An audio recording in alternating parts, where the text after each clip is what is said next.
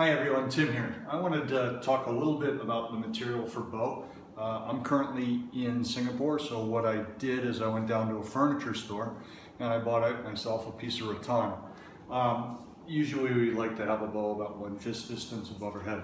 Now, this is too light, really, to be using as a bow. We tend to use rattan for a Kumi Bo, and the nice thing about these is that they are flexible. So when you're smacking them against other bow, the fibrous nature of it is such that they won't get big cracks and then have pieces that go flying off.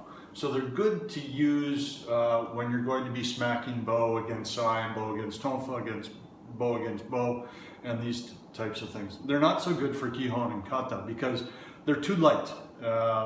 In order to properly practice your Kihon and your Kata, you need to have a bow that's heavy enough to challenge you.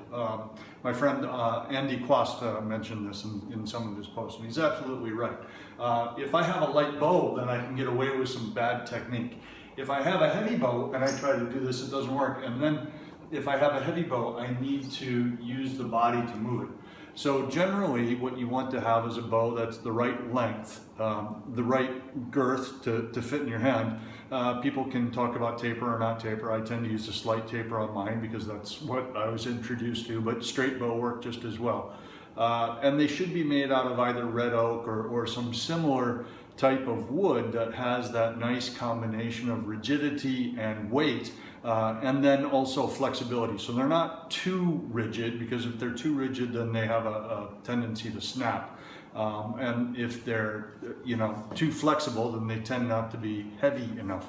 So you want to have something that's just in that Goldilocks zone of heavy enough, flexible enough, rigid enough to be useful if you were actually to use it as a weapon, because that's what we should be training with. That's what the people would have used. That's what our techniques then should get tuned to.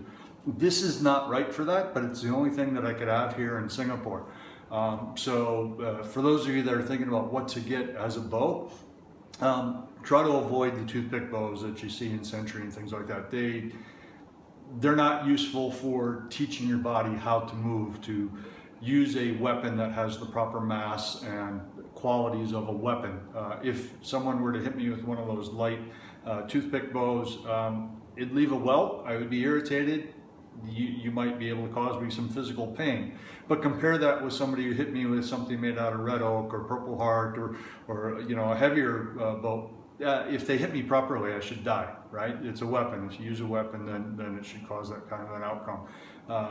The kinds of things that you see in a lot of sport tournaments where people are just pushing them around just don't have the mass that's appropriate for that. And then you don't get the connection with the center of the body, and you're not challenging yourself, you're not learning it. So you get yourself a proper bow, and then also get yourself one of these, right? Because if you have that nice hardwood bow that you're using with the proper weight, and you use it for bow tie, bow kumite, eventually it will break, and when it breaks, pieces tend to fly off, and that can be dangerous. These things, you can smash them and smash them and smash them. They get a little bit spongy. You can wrap them in tape and continue to use them, and that's fine. It's better for those types of techniques. Hopefully this is of some use. I try to put content that's useful to people and help you along your way. So if you like this, I do appreciate that. Thanks.